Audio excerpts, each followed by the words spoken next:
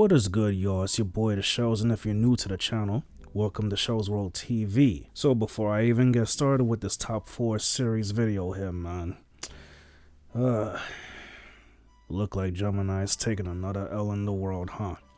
Now, to be honest with you, this whole zodiac sign thing is interesting, but not something I believe wholeheartedly. Shocking. Nah, but anyway, man, real talk, Kanye West, or as he likes to be preferred to these days, Ye, had said something about certain people and how they control parts of media and all that. Look, I don't need to repeat it. You know how YouTube is. So I'm just going to tell you like this. I'm not sure that I am offended, to be honest, but I see why it would offend other people. He done lost his record label, deals with certain brands he was affiliated with. It's a whole mess. The whole thing has become one big mess. So I'm here to just make a video in relation to this and just say some of y'all could probably benefit from not trying to offend people. Now I know it's crazy, because you're talking to a guy who pretty much his whole brand for the most part is not caring if people get offended.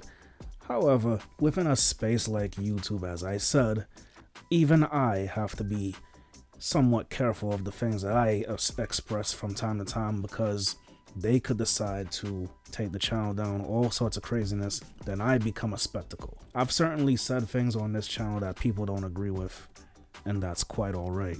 Yeah, don't want to waste any more time with this intro. Let's just get right into the top 4 ways that you could possibly avoid offending someone.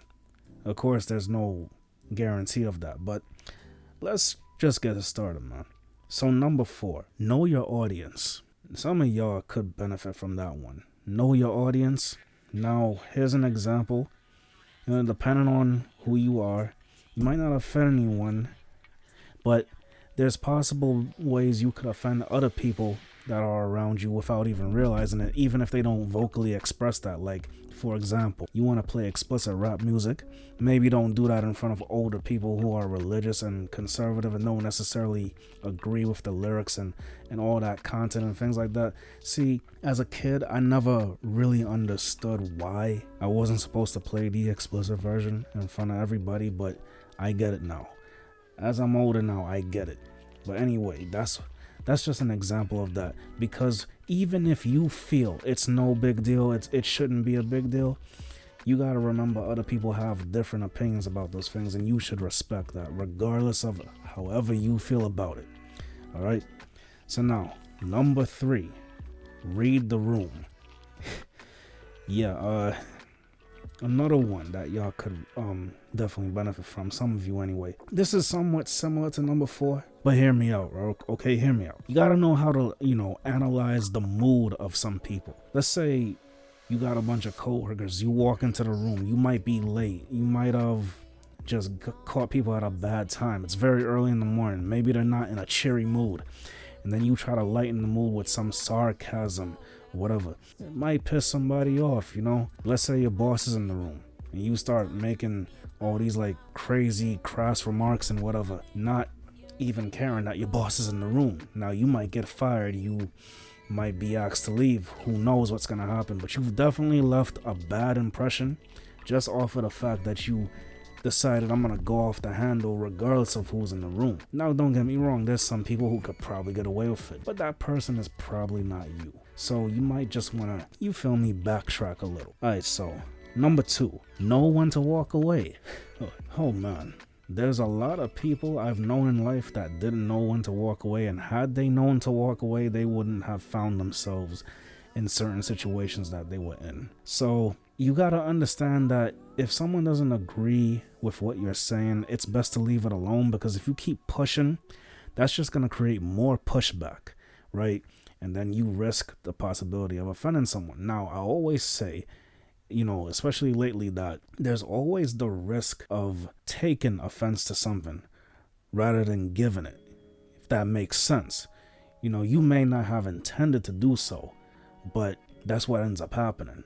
So some things, certain subjects, certain viewpoints, whatever that might be, it might be best to just leave it be if y'all just cannot come to that eye to eye, that it's just y'all can't really agree with what's being said. And understand that it is not your job to try and convince people of something if that's what they don't believe, or if that's what they don't want to eat, or vice versa, blah blah blah. It is what it is. Just move on. You know what I'm saying?